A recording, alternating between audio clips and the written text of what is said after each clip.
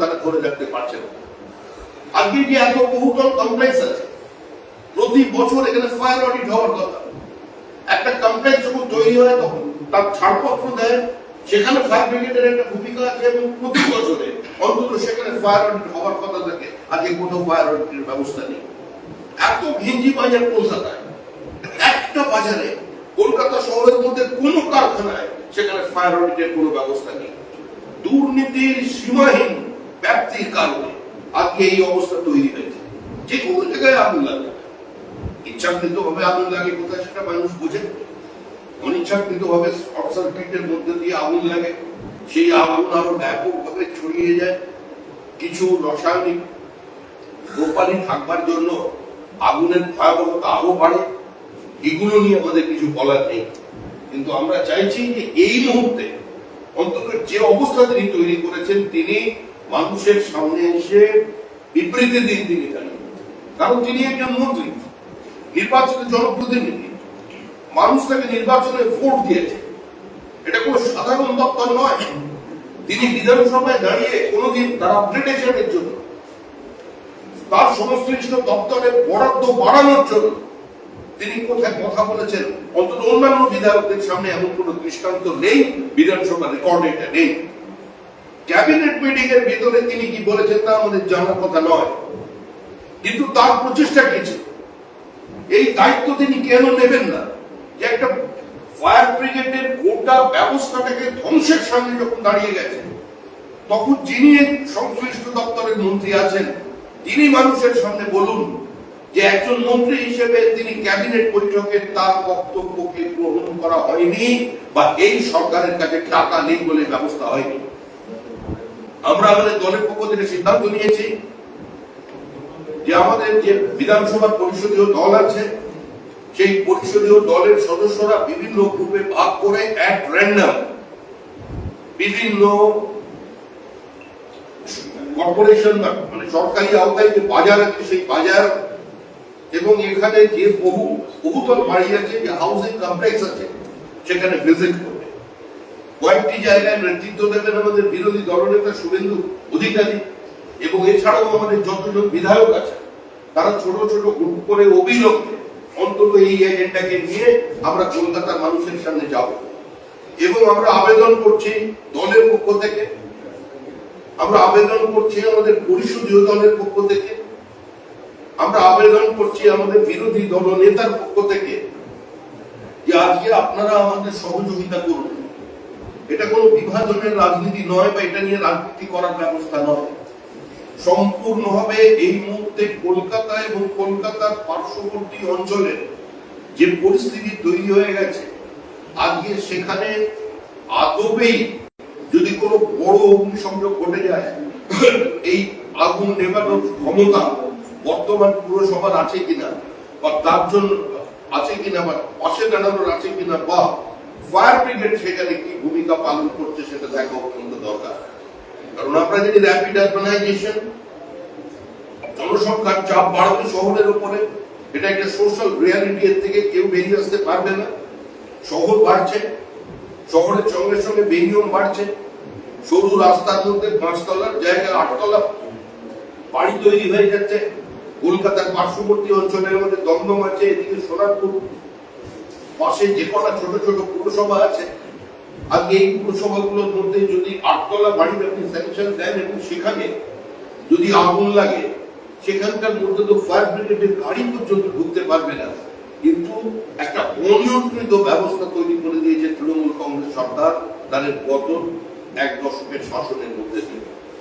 আমরা চাই আমাদের নায়কোচিত একটা চেহারা নিয়ে সুসজ্জিত অবস্থায় তার যিনি উপস্থিতি, নিঃসন্দেহে পশ্চিমবঙ্গ রাজ্য সরকারের একজন গ্ল্যামারাস মন্ত্রী, দেখে মানুষ তাকিয়ে থাকার মতো ঈর্ষণীয় ব্যক্তি। তার এই সুন্দর চেহারার মতো তার যেন এটাও সুন্দর হয়, অন্তত ফায়ার ব্রিগেডটা, সেটা আমরা দেখতে চাই। তাহলে প্রতিদিন একটা করে অগ্নিকাণ্ড, কসবার দিকে পরপর 2টো আগুন লেগেছিল, কেন প্রত্যেক মানুষের জানা। আগুন লাগবার পরে ওই জমি কাদের নিয়ন্ত্রণে গেছে এটাও প্রত্যেকে জানে। একটা করে আগুন লাগবে, বেলেঘাটায় আগুন লাগবে, আর সেখানে গিয়ে কিছুক্ষণ পরে তিনি দাঁড়িয়ে থাকবেন আর আপনারা সাংবাদিকরা গিয়ে দমকল মন্ত্রীর বিবৃতি নেবেন, এটা কতদিন চলতে পারে? যারা পুরো দমকলের ব্যবস্থাটাকে ধ্বংস করে মানুষের জীবনকে একটা চরম অনিশ্চয়তার মধ্যে দাঁড় করিয়ে দিয়েছেন, আজকে তাদের বিরুদ্ধে সরাসরি শুধু আন্দোলনের বিবৃতি স্প্রিট কর্নারের মধ্যে দিয়ে নয়, আমরা আবার বলছি আমাদের পরিষদীয় দলের প্রতিনিধিরা তারা প্রত্যেকটি গ্রুপে ভাগ হয়ে গিয়ে তারা বিভিন্ন সময় বিভিন্ন জায়গায় না যায়, তারা বিভিন্ন বাজারে যাবে এবং বিভিন্ন হাউজিং কমপ্লেক্সে যাবে। আমরা সমস্ত কলকাতার অধিবাসীদের কাছে, হাউজিং কমিটির যারা সেক্রেটারি আছে তাদের কাছে, আমরা সংবাদ মাধ্যমের মধ্যে দিয়ে, আমরা সংবাদপত্রের মধ্যে দিয়ে আমরা তাদের কাছে আবেদন জানাচ্ছি, আপনারা সহযোগিতা করুন প্রকৃত তথ্য সামনে আনবার জন্য। আমরা কেউ আপনাদের বাড়িতে ঢুকতে যাব না, কিন্তু অন্তত আপনাদের করিডোর, আপনাদের লিফট, আপনাদের টেরেস, আপনাদের ছাদ কি অবস্থায় আছে, আপনাদের পরিসরের মধ্যে দমকলের গাড়ি ঢুকতে পারবে কিনা, সেখানে যদি অন্য সময় জল ফুরিয়ে যাবার পরে সেখানে রিজার্ভারে জল আছে কিনা, এবং কবে আপনাদের ওখানে শেষ ফায়ার অডিট হয়েছিল সেই জানবার জন্য আমাদের টিম যাবে। আমাদের সংখ্যা কম, আপনারা জানেন, স্বাভাবিকভাবে এত বিরাট একটা শহরে 70 জন বিধায়কের পক্ষে কাজ করা সম্ভব নয়, অনেক জায়গায় পার্টি কর্মীরাও যুক্ত হবে, কিন্তু এই বিষয়ে আমরা আগামী কয়েকদিনের মধ্যে থেকে আমাদের অভিযান শুরু হবে এবং আমাদের বিরোধী দলনেতা প্রথম যে প্রোগ্রাম হবে সেটা শুরু করবেন আমাদের বিরোধী দলনেতা শুভেন্দু অধিকারী। সম্ভব যে প্রশ্ন উঠছে যে সদ্য যে লোকসভা ভোট হয়েছে তাতে ভোট ভিত্তিক যা ফল, তাতে শহরাঞ্চলে বা আবাসনগুলিতে স্পেসিফিক বিজেপি তৃণমূলের থেকে এগিয়ে রয়েছে অন্যান্য বসতি এলাকা বা গ্রামীণ এলাকার তুলনায়। তারপরে কি আপনাদের এই ধরনের আবাসনে অভিযান বা আবাসনে তৎপরতা বৃদ্ধি পেয়েছে? প্রত্যেকটি ঘটনাকে যদি রাজনীতির সঙ্গে বা ভোটের সঙ্গে যুক্ত করে দেওয়ার কোনো অর্থ আছে বলে আমরা মনে করি। কেন্দ্রে যে সরকার চলেছে সেই সরকার শ্রমিকের সরকার, কৃষকের সরকার, অসংগঠিত শ্রমিকের সরকার, প্রান্তিক মানুষের সরকার। সেই সরকার কোভিড কালের পরে 80 কোটি মানুষকে বিনা পয়সায় রেশন দেওয়া এবং আগামী 5 বছরে রেশন দিয়ে যাওয়ার সরকার। সুতরাং এই সরকারের সঙ্গে এই প্রোগ্রামের কোথাও কোনো সম্পর্ক নেই, কিন্তু অবশ্যই এটা বলতেই হয় যে আবাসনের মধ্যে ঢুকে ভোট না পাওয়ার কারণে রাত্রিবেলা বিয়ারের বোতল ছুঁড়ে অটো নিয়ে ভেতরে ঢুকিয়ে সেখানে অকথ্য গালিগালাজ, সেখানে স্লোগান, যে ঘটনা ঘটছে আমরা তার প্রতিবাদ। আজকে বিভিন্ন মিউনিসিপ্যাল কর্পোরেশন এলাকায় আজকে পরাজিত হয়েছে তৃণমূল কংগ্রেস। এটা কিসের ইঙ্গিত? তৃণমূল কংগ্রেস কার্যদল নিজেকে হাস্যস্পদ করে মানুষের সামনে রেখেছে।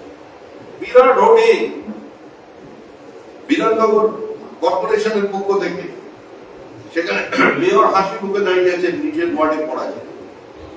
অর্থাৎ মানুষ যাদের তিনি অভিনন্দন জানাচ্ছেন যে বাংলা বিরোধীদের বিসর্জন দেওয়ার জন্য সহযোগিতা করবার, আজকে সেই মেয়র নিজের কেন্দ্রে নিজের ওয়ার্ডে পরাজিত, ডেপুটি মেয়র নিজের ওয়ার্ডে পরাজিত, এমআইসিরা নিজেদের ওয়ার্ডে পরাজিত। আমাদের যেখানে বসে আপনাদের এই সাংবাদিক সম্মেলন হচ্ছে সল্টলেকে, প্রত্যেকের একটা হিসাব করে দেখুন এটা কিসের ইঙ্গিত বহন। কুচবিহার শহর, কুচবিহার কেন্দ্রে আমরা পরাজিত হয়েছি উত্তরবঙ্গের একটি আসন। কুচবিহার শহরে বিজেপি লিড পেয়েছে, আর তার কারণে মন্ত্রীরা সেখানে গিয়ে বলছেন যে সেখানকার সমস্ত পরিষেবা বন্ধ করে দেবে। অর্থাৎ তৃণমূল যে কোনো রাজনৈতিক দল নয়, তৃণমূলের মন্ত্রীরা সেটা প্রমাণ করছে। তৃণমূলের কাছে সরকারি পরিষেবা, জনহিতকর প্রকল্পগুলো আসলে ভোট কেনার হাতিয়ার, সেটা তারা প্রকাশ্যে তাদের মন্ত্রীদের মধ্যে দিয়ে মানুষকে বলে দিচ্ছে যে যদি পরিষেবা চাও, যদি লক্ষ্মীর ভান্ডার চাও, যদি লক্ষ্মী ছাড়া না হতে চাও, তাহলে তোমরা তৃণমূলের ভোট দাও। এই রাজনীতির বিরুদ্ধে আজকে বাংলার সচেতন মানুষ, যাদের ওপিনিয়ন মেকার বলে আপনারা বলে থাকেন, যারা বিভিন্ন সময় বিজেপির সমালোচনা করেন, তারা কিন্তু এই নির্বাচনে তৃণমূলের বিরুদ্ধে ভোট দিয়েছে। শুভেন্দু বাবুকে কালকে আটকানো হলো, আজকে আদালতে যাওয়া হলো, আদালত অনুমতি দিয়েছে যাওয়ার জন্য মানুষজনকে। রাজ্যপালকে দেখা গেল দুপুরবেলা মহেশ্বরী সদনে গিয়ে ভোট পরবর্তী যারা আশ্রয় নিয়েছে তাদের সাথে কথা বলে। উনি বেরিয়ে এসে বললেন শকিং, বেরিয়ে এসে বললেন কথা বলছি ওনার মতো করে ওনার অভিব্যক্তি ব্যক্ত করেছেন মানুষের সামনে, এটা ওনার সংবেদনশীল মনের পরিচয়। কিন্তু এগুলোর সঙ্গে তো আমরা অভ্যস্ত। আমাদের 27 দিনে 56 জন কর্মী খুন হয়েছিল 2021-এর 2 মের পর। 23 জন মহিলা অভিযোগ করেছিলেন যে তারা গণজোর শিকার হয়েছে। আমাদের বহু কর্মী এখনো ঘর ছাড়া, এখনো রাজ্য ছাড়া আছে। আমরা জানি এই পরিস্থিতি তৈরি হবে, কিন্তু এটা ভরে নিয়েও 2021 সালে পার্টিকে কার্যত ঘুরিয়ে দেওয়ার পর পার্টি উঠে দাঁড়িয়েছে এবং পার্টি অন্তত 2021-এর পক্ষে ধরে রাখতে পেরেছে।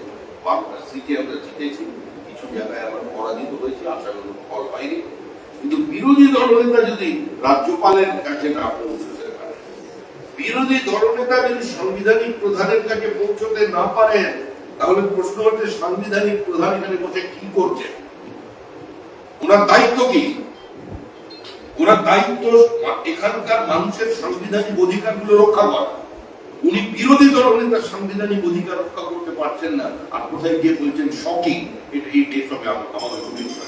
তৃণমূলের তরফে বলা হচ্ছে যে রাজ্যপাল এই রাজ্যে বিজেপি নেতাদের মতো আচরণ করেন, বিজেপির আক্রান্তদের দেখতে তিনি মাহেশ্বরী ভবনে ছুটে যাবেন, এটা স্বাভাবিক। ওনার বক্তব্য বিজেপি নেতাদেরই। দেখুন, তৃণমূলের সমস্ত বক্তব্যের প্রতিক্রিয়া দেওয়ার কোনো প্রয়োজন আছে বলে আমরা মনে করি না। কারণ তৃণমূল কংগ্রেসের যিনি নেত্রী, মুখ্যমন্ত্রী, তিনি বলে দিয়েছেন পুলিশদের উদ্দেশ্য করে যে পুলিশ এবং আইপিরা যদি ঠিকঠাক কাজ করতো, নিজেদের দায়িত্ব পালন করতো, তাহলে বিজেপি এতগুলো আসন পেত না।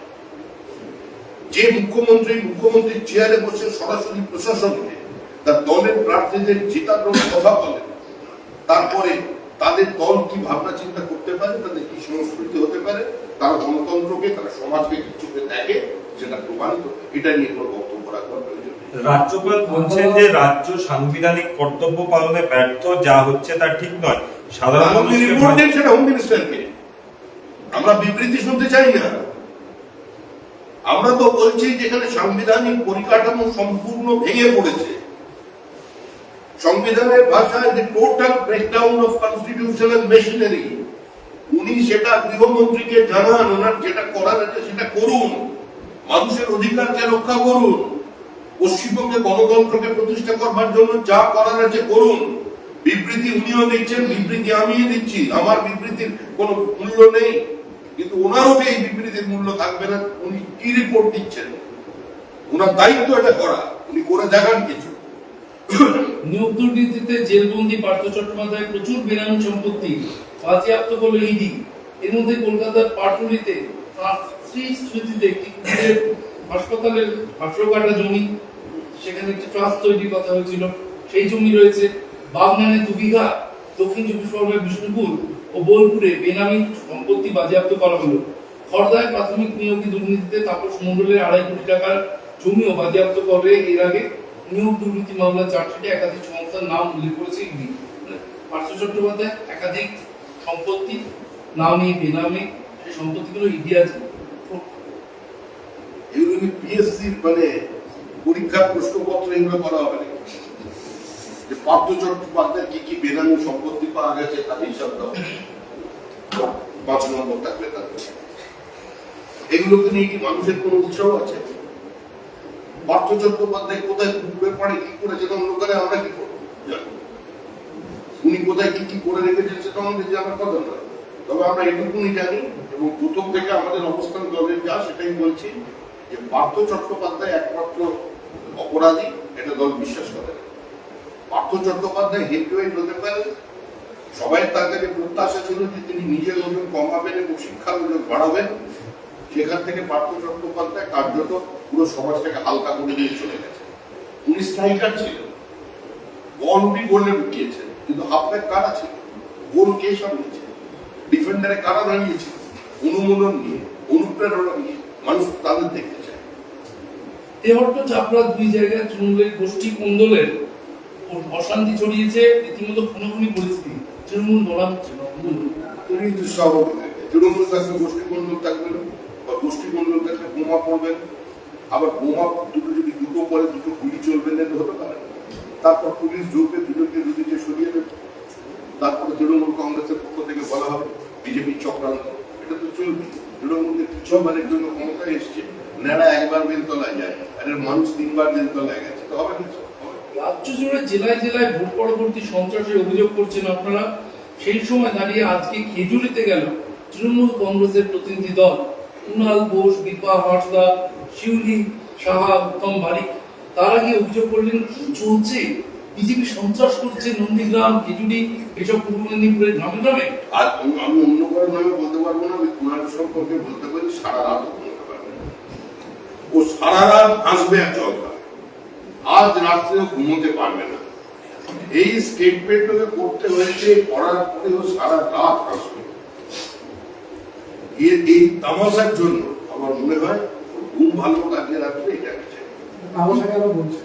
মানে আরে খেজুরিতে যেদিন বিজেপি সন্ত্রাস করতে পারবে, খেজুরিতে যেদিন বিজেপি তৃণমূলকে দূর করাতে পারবে, সেদিন তো নবান্নে আর তৃণমূল কংগ্রেস থাকবে না। কে কোনটা পারে আর কে কোনটা পারে না বোঝার কথা। উনি কি প্রমাণ করতে চাইছেন খেজুরিতে? যে শুভেন্দু অধিকারীর দুর্গ বা যেগুলো ওরাই বলে, আমরা সব ভাষা ব্যবহার করি, অধিকারী পরিবারের গড়ে আজ যে সন্ত্রাস হয়েছে তার তারা শক্তিশালী মেনে নিন। শুভেন্দু অধিকারী যে নেতা বারবার অভিযোগ করে তিনি যে একজন ন্যাচারাল লিডার সেটা প্রমাণ করে দিয়েছে। এবার শুভেন্দু অধিকারীর ক্ষমতা যে খেজুরিতে দৌড় করাবার এটাও প্রমাণ করছে। আর না শুভেন্দুর সঙ্গে পড়া করে লাভ।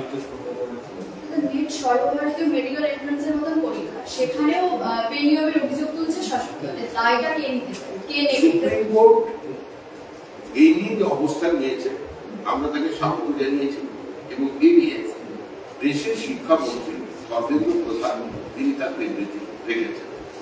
প্রশ্ন ফাঁসের কোনো অভিযোগ সুপ্রিম কোর্টের অবজারভেশনে নেই, এবং সুপ্রিম কোর্ট যে নির্দেশ দিয়েছে সেটা যাতে পালন করা হয় সেটার জন্য সরকার আশ্বাস দিয়েছে।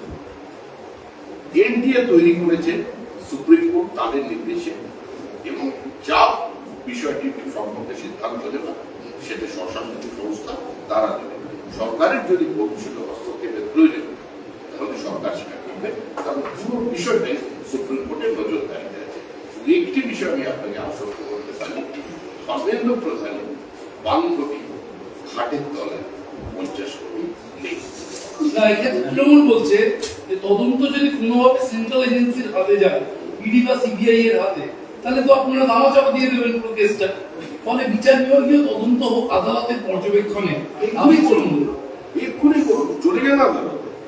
সেটাই তো সুপ্রিম কোর্টকে গিয়ে বলুন যে কেন্দ্রীয় তদন্তকারী সংস্থা সম্পূর্ণভাবে রাজনৈতিক প্রতিহিংসা চরিতার্থ করবার জন্য ব্যবহার করা হচ্ছে। আমরা চাই একজন বিচারপতির নজরদারিতে তদন্ত হোক। সুপ্রিম কোর্টে গিয়ে বলুন, দরজা তো খোলা। আমরা তো যা কিছু হচ্ছে সুপ্রিম কোর্টে চলে যাচ্ছি। পশ্চিমবঙ্গের পুরো জুডিশিয়াল অ্যাক্টিভিজম, সরকারের প্রত্যেকটা সিদ্ধান্ত কোর্টে চলে। বিরোধী দলনেতা রাজ্যপালের সঙ্গে দেখা করবার জন্য কোর্টে চলে গেছে। ওরা তো এতবার যান রক্ষা কবচের চলে। এই বিষয়টার জন্য একটু জান, সর্বভারতীয় দল, সর্বভারতীয় পরীক্ষা, তাদের তো দায়িত্ব আছে, দায়বদ্ধতা আছে। এত টাকা তো খরচা করেছে চুরির বিরুদ্ধে তদন্ত বন্ধ করবার জন্য, ওই বাচ্চা ছেলে মেয়েগুলোর জন্য একটু খরচা করুন। নন্দীগ্রামের 2 নম্বর ব্লকে যুব তৃণমূল সভাপতি পদত্যাগ করেছেন। তিনি বলেছেন তিনি আশানুরূপ ফল দিতে পারেননি, তাই তিনি পদত্যাগ করলেন তৃণমূল কংগ্রেস থেকে। কিন্তু অখিল গিরি তিনি আজকে বলছেন কাঁথিতে তৃণমূল একটা কারণে হেরেছে, সিপিএম কংগ্রেসের ভোটটা বিজেপিতে চলে গেছে। অখিল গিরি অনেক অ্যানালিসিস করে আজকে বলছেন কাঁথিতে তৃণমূল হেরেছে একটা কারণে, সিপিএম আর কংগ্রেসের ভোটটা বিজেপিতে চলে গেছে। ওরা তো মারাত্মক রিফ্লেক্স, ছিটছিমে শরীরে কোনো মেদ নেই। উনি একটু আটকাতে পারলেন না। সমস্ত কথায় সমস্ত বলছে পরিবর্তনের জন্য, এটা ওদের ভিতরকার ব্যাপার, আমরা কেউ বলতে নেই। বিশ্ব বাণিজ্য সম্মেলন এবারে হচ্ছে না, তার পরিবর্তে শিল্প প্রদর্শনী হচ্ছে। তার থেকে কি আদৌ শিল্প আসবে, নাকি এ রাজ্যে শিল্প অতীত ভাতাই ভবিষ্যৎ? বিশ্ববঙ্গ বাণিজ্য সম্মেলন হচ্ছে না, তার পরিবর্তে শিল্প প্রদর্শনী হবে। ভবিষ্যৎ হচ্ছে বোমা, এ রাজ্যের ভবিষ্যৎ হচ্ছে লুট, এ রাজ্যের ভবিষ্যৎ হচ্ছে ফ্লাইট অফ ক্যাপিটাল। মুখ্যমন্ত্রীর সঙ্গে একই মঞ্চে দাঁড়িয়ে যে শিল্পপতিরা বলেন যে এত বড় শিল্প বান্ধব পরিস্থিতি অতীতে কোনোদিন তৈরি হয়নি, তাদের 8 বছরের ব্যালেন্স শিট দেখুন। মুখ্যমন্ত্রীর পাশে থাকা শিল্পপতিরা আজকে বিগত 8 বছরে তাদের পুঁজি কোথায় সরিয়ে নিয়ে গেছেন, কোন কোন রাজ্যে বিনিয়োগ করছে। যেখানে আইন শৃঙ্খলা নেই, এই করুণ চরম অবনতি কার্যত নেই, যেখানে আরবান ইনফ্রাস্ট্রাকচার নেই, যেখানে কন্টিনিউয়াস ওয়াটার সাপ্লাই নেই, যেখানে সরকারের কোনো সিঙ্গেল উইন্ডো সিস্টেম নেই, যেখানে সরকার একটা সুস্থ স্বাভাবিক শিল্পের প্রতিযোগিতার জন্য লেভেল প্লেইং ফিল্ড তৈরি করবার অবস্থায় নেই, যেখানে সরকারের একটা অন্ধ এর বিরোধিতা আছে, তো সৌরভ গাঙ্গুলিকে দিয়ে 6 মারিয়ে কি আপনি এই শিল্প সম্মেলন মাত করবেন? হয় নাই। তামাশার একটা স্টে আছে, সৌরভকে এটা বুঝতে হবে। বাংলার মানুষের তার প্রতি শ্রদ্ধা আছে, ভালোবাসা আছে, তিনি আইকন হয়ে উঠেছিলেন বাঙালির, কিন্তু উনি তো বিখ্যাত ছিলেন স্টেপ আউট করে বলটাকে বাইরে পাঠিয়ে দেওয়ার, বাউন্ডারির বাইরে। ওটা উনি এখানে কিছু না করে কোথাও একটা বিদেশি শিল্প করতে গিয়ে বাউন্ডারির বাইরে থেকে বল ছুঁড়লেন শালবনিতে। এখন আমার শুনে যাচ্ছে গর্বের কাজ, ফিল্ডিং টিমও এবং সৌরভ সাজা দেবেন। পশ্চিমবঙ্গের ততদিন হবে না যতদিন পর্যন্ত এখানে তৃণমূল কংগ্রেস থাকবে। আদানি নিয়ে বিভিন্ন সময় বিভিন্ন অবস্থান এবং পরবর্তীকালে আদানির তথ্য ফাঁস, স্থলবন্দরের গল্প, নতুন পোর্ট, এগুলো সবই ঘোষণা। আজকে তারা যে যেখানে মাইনিং করছে দেউচা পাঁচামিতে কি হচ্ছে আপনারা জানেন? আপনি কোনোদিন গেছেন বুম নিয়ে দেউচা পাঁচামিতে? আপনি একবার বুম নিয়ে দেউচা পাঁচামিতে ঘুরে আসুন, ঘুরে এসে ওখানকার স্থানীয় মানুষদের ইন্টারভিউ নিয়ে তারপর বিজেপি অফিসে এসে হবে। নির্বাচনের কারণে সম্মেলন হওয়ার সিদ্ধান্ত, মানে সম্মেলন হচ্ছে না, কিন্তু 2000 নির্বাচনের কারণে বলছে সম্মেলন হচ্ছে না, কিন্তু 2016 এবং 19 সালে তো নির্বাচন হয়েছিল, তখন তো সম্মেলনটা হয়েছিল। এখন আমাকে কেন জিজ্ঞেস করছেন? আপনার সংবাদ মাধ্যমে মুখ্যমন্ত্রীর সঙ্গে দাঁড়িয়ে কথা জিজ্ঞেস করার সাহস নেই? মুখ্যমন্ত্রীকে জিজ্ঞাসা করুন। মুখ্যমন্ত্রী তো সম্মেলন শুধু উনিই বলেন, আপনাদের মাঝখান থেকে দু একজনের আওয়াজ শোনা যায়, তারপর উনি উঠেছিলেন।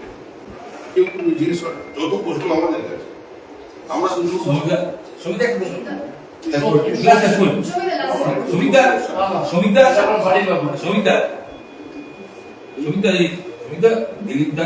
সকালবেলা মর্নিং ওয়াকে গিয়ে কথা বলেন, যেটা নিয়ে সারাদিন এজেন্ড অফ থেকে রাখতে চান, আপনাদের অসুবিধা না, সেটা না, আজকে তিনি স্পিকটি নয়, আজ থেকে কথা বন্ধ।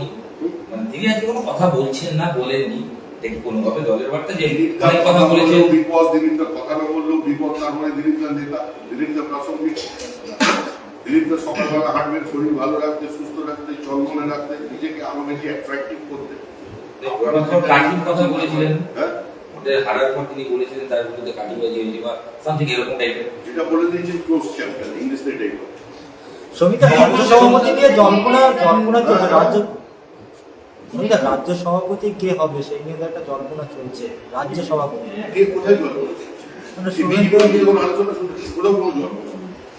বিজেপি যারা করে, বিজেপিটা যারা বিজেপির মতো করে করে, তারা জানে এটা একটা বহুমূল্য কন্টিনিউ। আজকে যে আছে কালকে সে থাকবে না, 3 বছর পরে কি হবে তা নিয়ে সুকান্ত মজুমদারের কোনো মাথা ব্যথা নেই, দিলীপ ঘোষের মাথা ব্যথা নেই। এখানে কোনোদিন কোনো কোথাও আলোচনা নেই, কোনো রকম জল্পনা। কিসের জল্পনা? যারা হবে তখন হবে। দিলীপ ঘোষের বিরুদ্ধে সরব আপনাদের বিধায়ক অশোক দিন্দা, তিনি দিলীপ ঘোষের বিরুদ্ধে আজকে সরব হয়ে বলেছেন যে ভোটের আগে বলতে পারতো দাঁড়াবে না, এদিকে গিয়ে এখন এসব কথা বলে কি লাভ? কেউ কাঠি নিয়ে ঘুরে বেড়াচ্ছে না, লাঠি নিয়েও ঘুরে বেড়ায় না। শুভেন্দু অধিকারীর সাথে কারো তুলনা হয় না, মাথায় রাখবেন। 16 ঘন্টা দৌড়ে বেড়ানো আমার নেতা বলছেন অশোক দিন্দা। শিল্প বাণিজ্য সম্মেলনটা এড়িয়ে যাচ্ছে রাজ্য সরকার, শিল্প বাণিজ্য সম্মেলন এড়িয়ে যাচ্ছে রাজ্য সরকার। শুধু বিভিন্ন হোটেল থেকে সাদা চামড়া এই যে মানুষজনকে ধরে আনা, এনে গুছিয়ে দেওয়া হতো তাদের শিল্পপতি। তারাও এখন বুঝেছে বিপদ চারিদিকে জেনে ফেলেছে, তাদেরও হয়তো তাদের যে কনসুলেট থেকে বারণ করে দেওয়া হয়েছে যেসব জায়গায় যেও না, বিপদ আছে। পুরোটাই তামাশা। আপনি প্রত্যেকটা বক্তৃতার রেকর্ড করুন, যে যে পশ্চিমবঙ্গের শিল্পপতি যে যে আশ্বাস দিয়েছিলেন, একটা কাজ শুরু করেছেন 3 বছরের মধ্যে, একটা বিনিয়োগের অবস্থা দেখা। তাও তো বলতে পারি আমাদের নেতা পার্থ চট্টোপাধ্যায় এখন ঠেলে থাকবে, উনি একটা মুরগির হ্যাচারি অন্তত একবার কোথায় কিন্তু 1200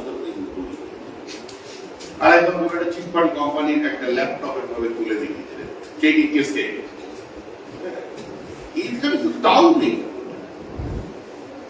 শ্রমিকরা ভোট পরবর্তী হিংসা নিয়ে হ্যাঁ অরূপ চক্রবর্তী তার বাংলার এমএলএ ছিলেন, হ্যাঁ। যিনি সুভাষ সরকারকে হারিয়ে বাঁকুড়ার সাংসদ হয়েছেন, তিনি আজকে বলছেন তৃণমূল কংগ্রেসের কিছু বিশ্বাসঘাতক আছে যারা তৃণমূলে খেয়ে বড় হয়েছে কিন্তু বেইমানরা বলে কিছু শব্দ ব্যবহার করেছেন, বলেছেন দুষ্ট গরুচ্ছে শূন্য গোয়াল অনেক ভালো, তাই এই দুষ্ট কুকুর আমি আর দলে রাখতে চাই না, আমি আর দুষ্ট কুকুর দলে রাখতে চাই না। বাঁকুড়ার সাংসদ বলছেন তৃণমূলের বিক্ষুব্ধ কিছু কর্মীদের নিয়ে, বলছেন দলে এরা বিশ্বাসঘাতক রয়েছে, জয়ের পর অর্কুর বিশ্বাসঘাতক তো বললেন শুধু কুকুর গরুরা বিশ্বাসঘাতক হয় না। বিশ্বাসঘাতক তৃণমূল মানুষকে গণতন্ত্র পুনঃপ্রতিষ্ঠার প্রতিশ্রুতি দিয়ে ক্ষমতায় এসে মানুষের সাথে বিশ্বাসঘাতকতা করে। বাদবাকিটা মমতা ব্যানার্জি। শ্রমিকরা রাজ্যপাল বলছেন ভোট পরবর্তী হিংসা নিয়ে শেষ শাসক দল প্রশ্ন করছে নেটের যে রেজাল্ট আউট সেটা কেন ভোটের কাউন্টিংয়ে তিনি করাবেন, নেটের যে রেজাল্ট আউট সেটা ভোটের কাউন্টিংয়ে তিনি কেন করাবেন? যারা পরীক্ষা নিয়ে তাদের প্রশ্ন করো তারা শ্রমিকরা রাজ্যপাল বলছেন চক্রবর্তী নিউ টাউন আপনার এলাকা, আপনার বাড়ি থেকে একটু দূরে রেস্তোরাঁ মালিককে যে হেনস্থা হয়েছিল তাতে আরো বিপাকে পড়লেন সোম চক্রবর্তী, কারণ আজকে যে নির্দেশ দিয়েছে অমৃতা সিনহা তাতে তিনি বলছেন বিধাননগরের গোয়েন্দা বিভাগকে তদন্ত চালিয়ে যাওয়ার নির্দেশ দিচ্ছি, 4 জুলাই তদন্তের অগ্রগতি সংক্রান্ত রিপোর্ট কোর্টে পেশ করতে হবে, মামলাকারীদের নিরাপত্তা সুনিশ্চিত করতে হবে, যথাযথভাবে মামলার তথ্য প্রমাণ সংরক্ষণ করে আদালতে জমা দিতে হবে। মহামান্য বিচারপতিকে আমার মানে সশ্রদ্ধ নমস্কার জানিয়ে বলছি, ওনার এই পক্ষকে স্বাগত জানিয়ে বলছে তারা মারাত্মক ব্যাপার হয়ে গেছে। উনি বললেন তদন্ত করতে হবে, তদন্তের পরিণাম কি হবে? গোয়েন্দাদের রেস্তোরাঁয় চলে যাবে, রাত্রে 11টার মতো খাওয়া দাওয়া করে চলে যাবে, বিলও দেবে না। পশ্চিমবঙ্গের তদন্তের বিষয় নেই, আরো ভদ্রলোকের খরচা বাড়িয়ে দেবে। শ্রমিকরা রাজ্যপাল বলছে ভোট পরবর্তী হিংসা নিয়ে সরকারের থেকে এখনো কোনো উত্তর পায়নি, কিছু ওনার কিছু প্রশ্ন জানতে উত্তর চান। নিয়ে আমরা চিন্তিত নই। উনি প্রশ্ন করবেন, সব রাজ্য সরকার উত্তর দেবে, ওসব নিয়ে বিজেপি ভেবে নেই। বিজেপি ওনার ভরসায় খাল কেটে বাজারে নামে। আমরা মাঠেও আছি, আমরা কোর্টেও আছি। আমরা রাজ্যপাল ভবনে যাচ্ছি শুধুমাত্র আমাদের সাংবিধানিক ব্যবস্থার প্রতি আস্থা আছে সেই জন্য। উনি ওই ডায়লগ আর কেউ শুনতে চাইছেন। উনি একটা করে বিবৃতি দেবেন, বাংলার মানুষ সেটা শুনে শান্ত হয়ে যাবেন মনে করার কারণে, পারলে কিছু করে দেবেন। নরেন্দ্র মোদী যেখানে আর্থিক উন্নয়নের কথা বলছেন, সেখানে এই রাজ্য শিল্প সম্মেলন এড়িয়ে যাচ্ছে কি আগের শিল্প সম্মেলনগুলোর ব্যর্থতা ঢাকার জন্য? এবার শিল্প সম্মেলন এড়িয়ে যাওয়া এই সরকার কোনো কিছু